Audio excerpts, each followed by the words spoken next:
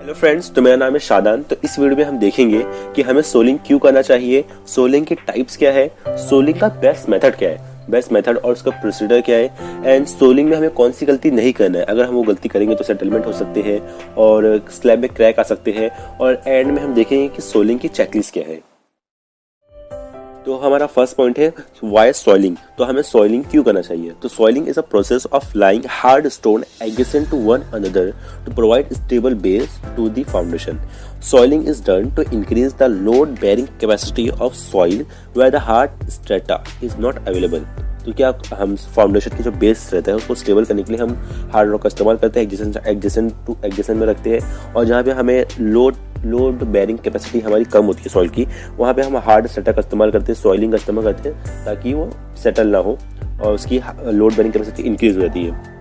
तो मेनली हम इसका इस्तेमाल दो जगह करते हैं। एक तो फाउंडेशन की बेस पे करते हैं, वहाँ पे कभी कभी हमारा अगर सॉइल ज़्यादा लूज है तो हम पहले सॉइलिंग करेंगे, फिर पीसीसी करेंगे, फिर उसके बाद हम फाउंडेशन स्टार्ट करते हैं। और मेनली हमारा प्लिंथ लेवल जहाँ पे हमारा आता है ना, क्योंकि हम फिलिंग करते हैं। फिलिंग क्या कोई भी ऐसा लूज मटेरियल होता है, तो सॉइल मिट्टी कुछ भी हम डाल देते हैं उसके अंदर, तो वो सेटल होने के चांसेस रहते हैं। तो उसको हमें मजबूत करने के लिए उसके ऊपर लोड आया वो सेटल ना हो, तो इसके लिए हम मोस्ट ऑफ प्लिंथ लेवल पे हमारा सॉइलिंग होता है। और थिकनेस ऑफ सॉइलिंग हमारी मेनली 300 mm to 600 mm रहती है, depend upon the structure above, उसके ऊपर कौन सा स्ट्रक्चर आ रहा है, कौन सा लोड आ रहा है।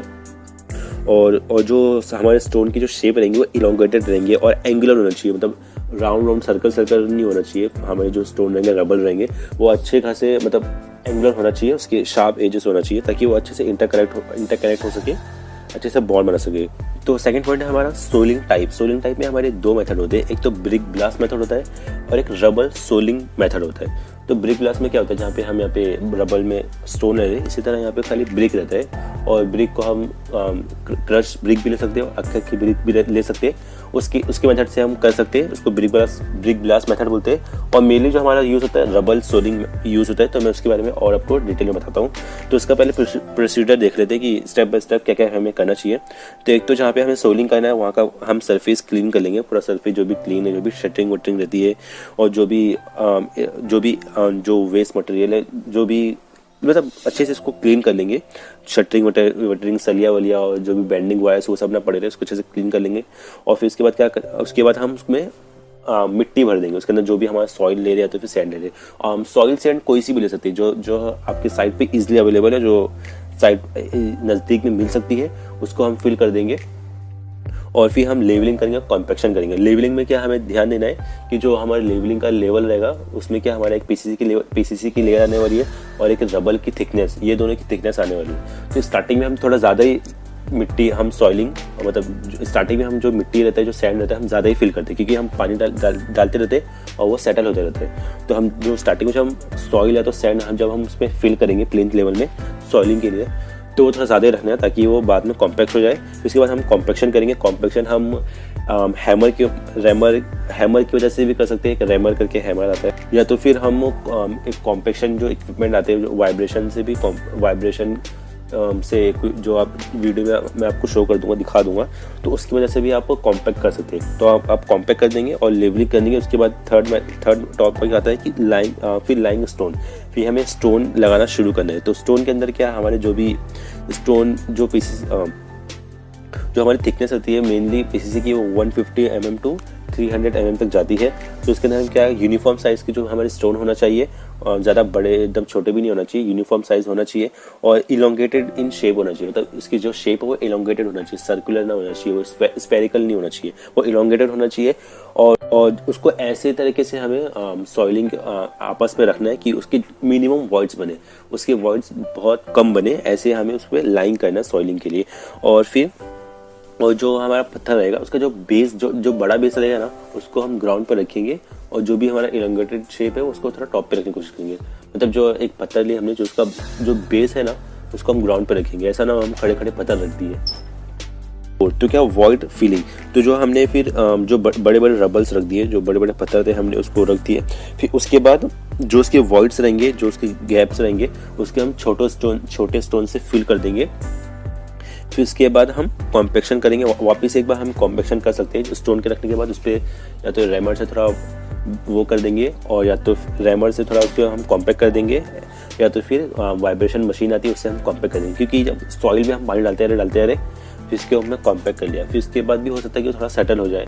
स्टोन भी हो सकता है कि वाइब्रेट करने के बाद थोड़ा सेटल होता है, तो हमें उसके बाद भी हमें वाइब्रेशन कर उसको कॉम्पैक्ट कर लेंगे। इसके अंदर मेथड बेस्ट हमारी जो हमें सॉइल फिल करने गए उसकी डेप्थ हमारी 900 आ रही है, तो हम ऐसा कर सकते हैं उसको 300 mm पे हम उसको लेयर बाय लेयर में उसमें सॉइलिंग करेंगे। मतलब पहले 300 mm की हम सॉइल डालेंगे, फिर उसको पानी डालेंगे, फिर वो सेटल हो जाए तो वापस से हम 300 mm की सॉइल डालेंगे, फिर वो पानी डालेंगे, सेटल हो जाए। ऐसे ही हम लेयर बाय लेयर करना चाहिए, एक साथ बहुत ज़्यादा डेप्थ नहीं हमें करना चाहिए। और फिर सेकंड आता है कि जब कहीं कहीं पे ऐसा होता है कि जब हम कंक्रीट डालते रहे ना, आयरन से जब कंक्रीट डालते रहे और उसके अंदर हम स्टोन डाल देते हैं। मतलब अभी कंक्रीट पोर कर रहे हैं और कंक्रीट अभी गीला है, उसके अंदर हम स्टोन डाल देते हैं। ये भी एक बेस्ट मेथड माना जाता है, लेकिन इतना अप्लाई नहीं होता है वो। अगर आपकी साइट पे अगर हो सकता है तो अपने सीनियर से पूछ के कर सकते हैं। तो हमारा नेक्स्ट पॉइंट है सॉइलिंग में हमें कौन सी गलती नहीं करना चाहिए। तो मेनली हमने साइट पे देखा है जो वही हमें लेयर बाय लेयर हम उसमें सॉइलिंग नहीं करते। मतलब जो हमारा अगर 1.5 मीटर का हमारी डेप्थ है तो उसके अंदर हम एक ही साथ में हम सॉइल या तो सैंड एक ही बार में फिल कर देते हैं। तो हमें ऐसा नहीं करना चाहिए, हमें लेयर बाय लेयर में हमें सॉइल फिल करना चाहिए। मतलब एक लेयर डालें, फिर वाटर डालेंगे, फिर दूसरी लेयर, मतलब ज़्यादा डेप्थ नहीं होना चाहिए। और फिर सेकंड है हमारा प्लिंथ के नीचे हमें ब्रिक वर्क करना चाहिए।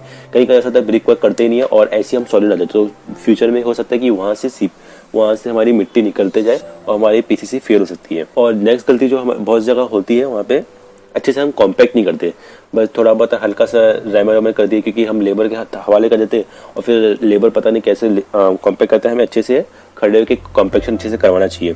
और हमें फिर नेक्स्ट पॉइंट है हमारे ज़्यादा से ज़्यादा हमें पानी देना चाहिए ताकि वो अंदर तक अच्छे से जा सके। और अगर कभी कभार होता है कि पानी अंदर जा रहा नहीं है, खाली सरफेस पे ही तैयार है, तो हमें रॉड की मदद से होल करके अच्छे से कॉम्पैक्ट अच्छे से मतलब पानी नीचे तक पहुंचाना है कैसे भी करके।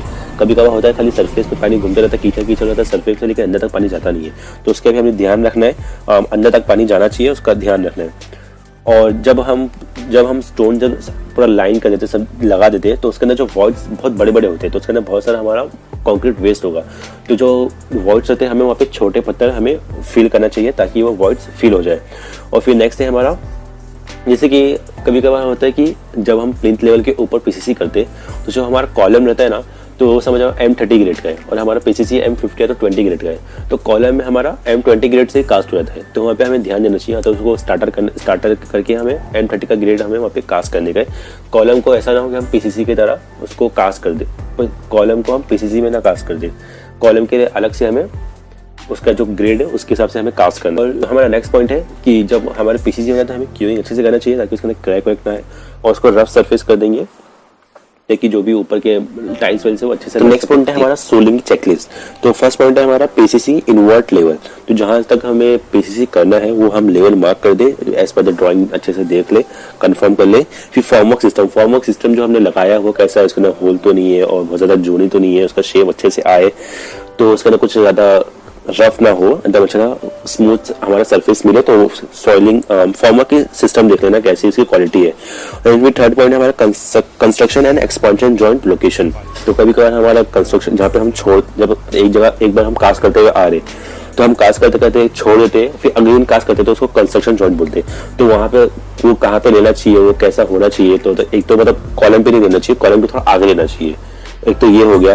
और फिर कहीं हमारा एक्सपेंशन जॉइंट होता है तो उसका भी हमें ध्यान देके कास्ट करना है, कहाँ पे हमें एंड करना है वो सब देखना है। चौथा पॉइंट है हमारा क्लीनिंग एंड ड्रेसिंग। जहाँ पे अगर हम पीसीसी करने जा रहे हैं तो वो जहाँ पे हम पीसीसी करने जा रहे हैं वो पूरा एरिया साफ होना चाहिए, क्लीन होना चाहिए। पहले हम क्लीन करवा लेंगे, फिर उसके बाद पीसीसी करने जाएंगे।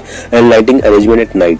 तो फिफ्थ पॉइंट है हमारा तो लाइटनिंग अरेंजमेंट एट नाइट। तो जब हम कास्टिंग करते हैं तो हो सकता है अगर आपको लगे कि लंबी कास्टिंग हो रही है, अगर रात हो सकती है, तो हम पहले से हम लाइटिंग का अरेंजमेंट करके रखें। ऐसा ना हो कि अंधेरा होते जा रात होते जा रही, फिर हम जाए लाइट वाले को पकड़ के लाए, फिर लाइट लगवाए, इतना टाइम हमारा वेस्ट हो रहा है और हमारा माल भी फिर सूख ना जाए। इसीलिए हम लाइटिंग का पूरा अरेंजमेंट अगर रात में होने वाली है तो पहले से करके रखिए। 6 पॉइंट है ना रेन प्रोटेक्शन।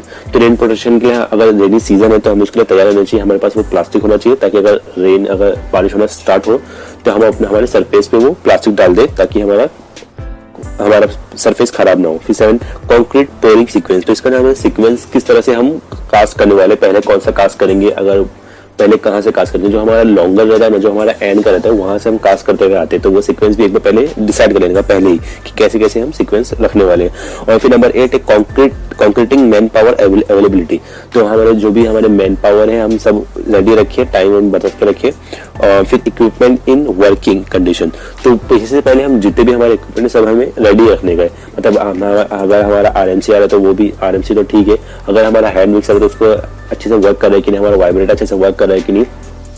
मतलब कभी कभार प्रॉब्लम क्या होता है कि हमारा आरएमसी आ गया, अब हम वाइब्रेटर करना है तो हमारा वाइब्रेटर खराब निकला, तो वरना पे हम फंस जाएंगे। तो इसलिए हमें सब जितने भी हमारे इक्विपमेंट है, वर्किंग इक्विपमेंट, वो हमें पहले से ही चेक करके रखना चाहिए।